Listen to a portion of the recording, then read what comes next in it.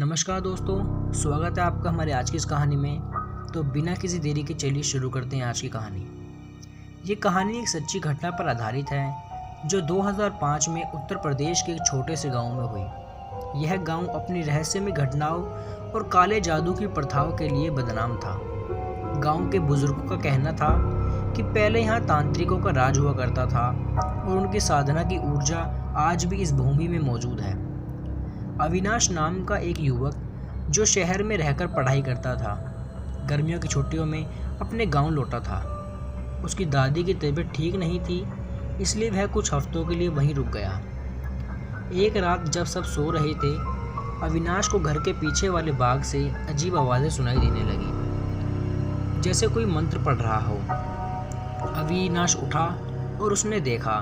पहले उसने सोचा कि यह उसका वहम होगा, लेकिन जब उसने खिड़की से झांका तो उसकी आंखें फटी रह गई। बाग में सफ़ेद कपड़े पहने एक आदमी बैठा था। उसके सामने एक मिट्टी का घड़ा रखा हुआ था जिसमें लाल रंग का कोई तरल पदार्थ भरा हुआ था, और वो आदमी एक मंत्र पढ़ रहा था और हर मंत्र के साथ साथ वह घड़े में कुछ चीज़ें डाल रहा था। अविनाश को एक बात सबसे अजीब लगी कि उसके चारों तरफ काले धागे लिपटे हुए थे। वह तुरंत खिड़की से हटकर बिस्तर पर लेट गया, लेकिन उसे नींद नहीं आई। अगली सुबह अविनाश ने अपनी दादी से इस बारे में पूछा।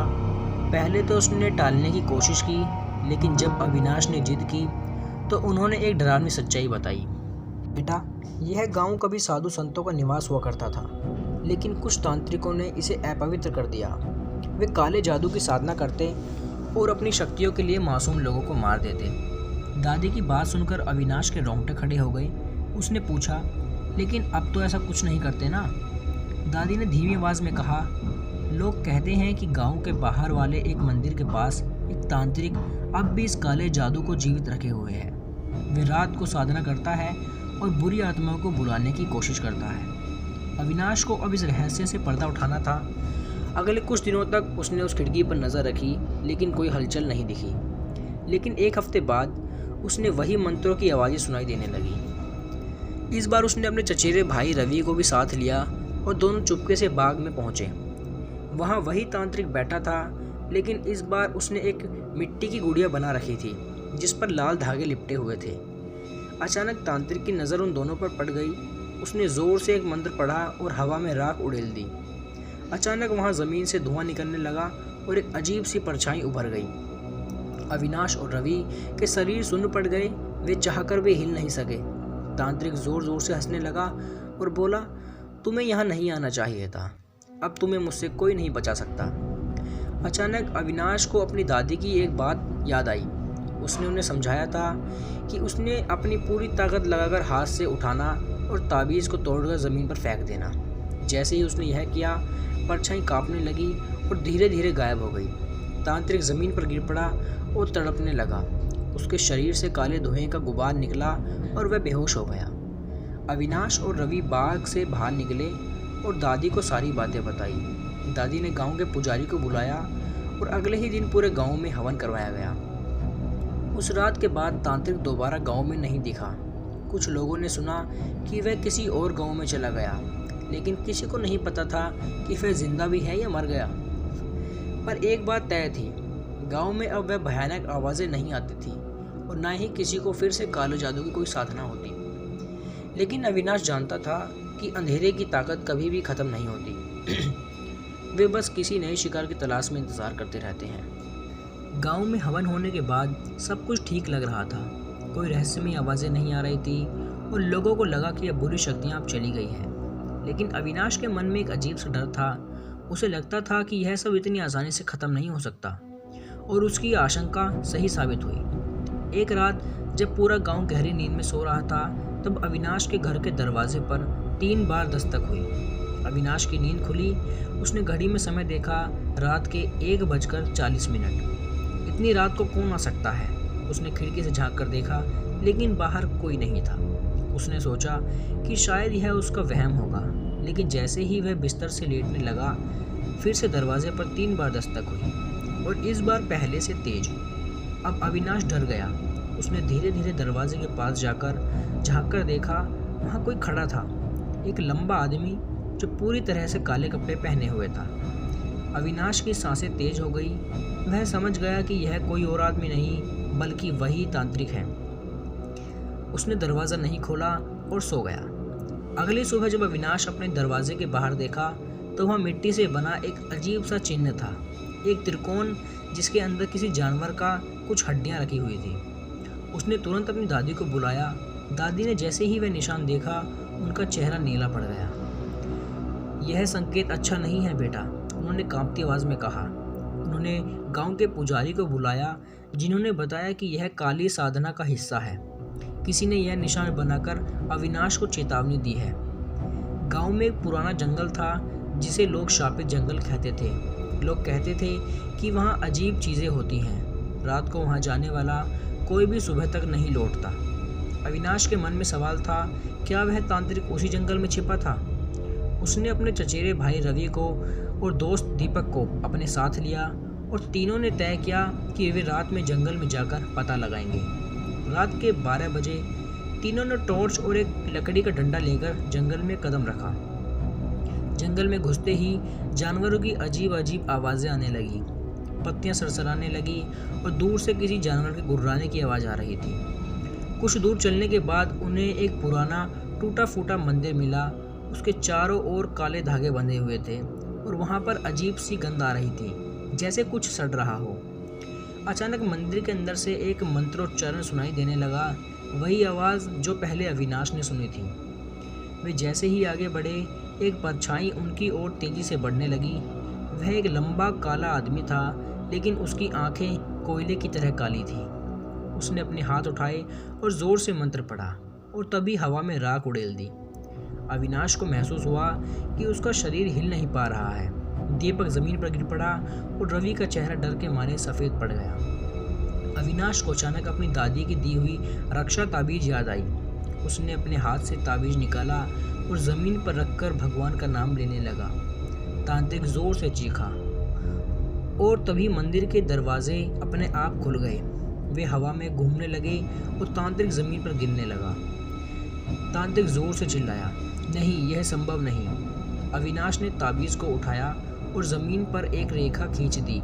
अचानक एक तेज रोशनी और तांत्रिक की चीखों के साथ वह गायब हो गया।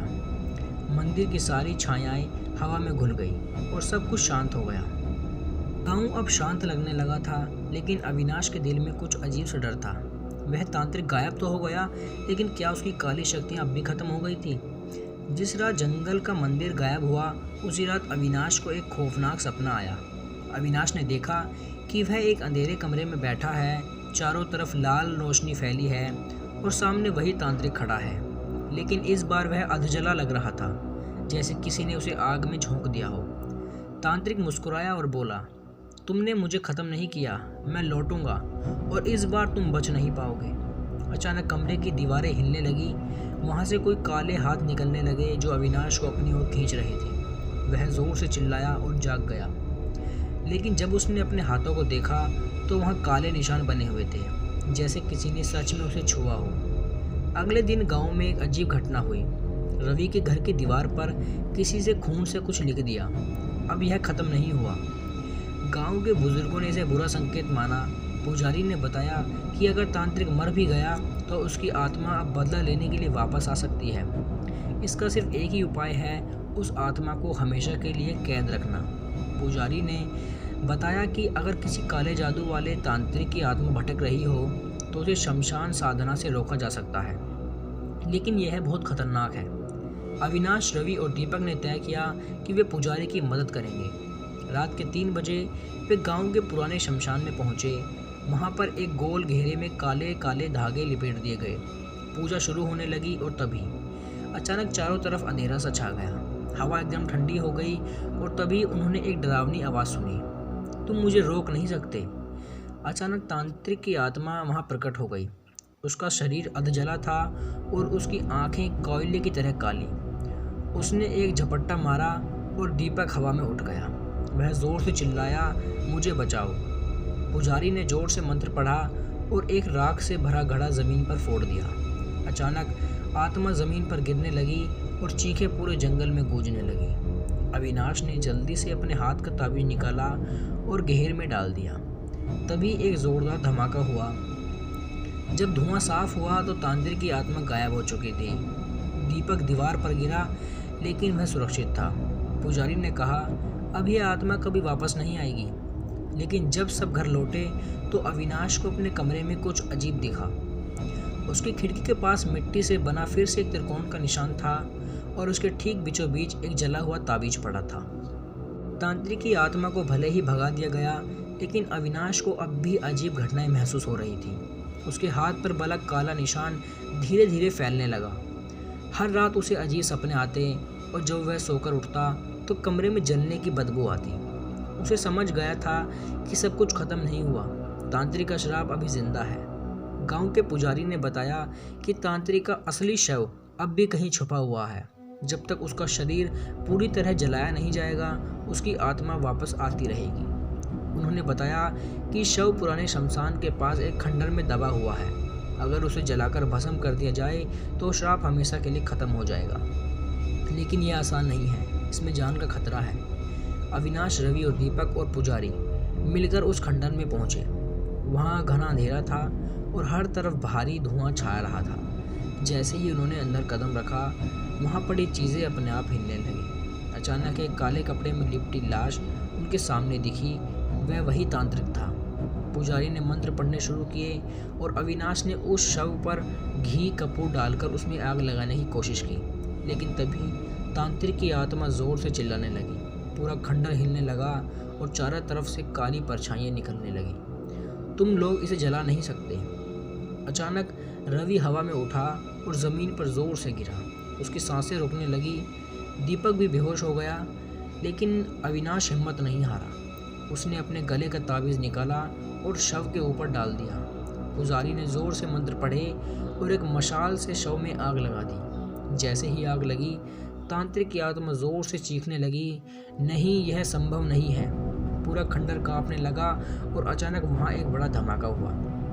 जब धुआं हटा तो वहाँ कुछ भी नहीं बचा। तांत्रिक का शव भस्म हो चुका था। रवि और दीपक होश में आ गए और पुजारी ने राहत की सांस ली। उन्होंने कहा, अब यह आत्मा कभी वापस नहीं आएगी। अविनाश के हाथ का काला निशान अब धीरे धीरे गायब हो रहा था। गांव में अब सब कुछ ठीक हो रहा था, पहले से सामान्य लग रहा था और इस बार सच में सब कुछ खत्म हो गया था।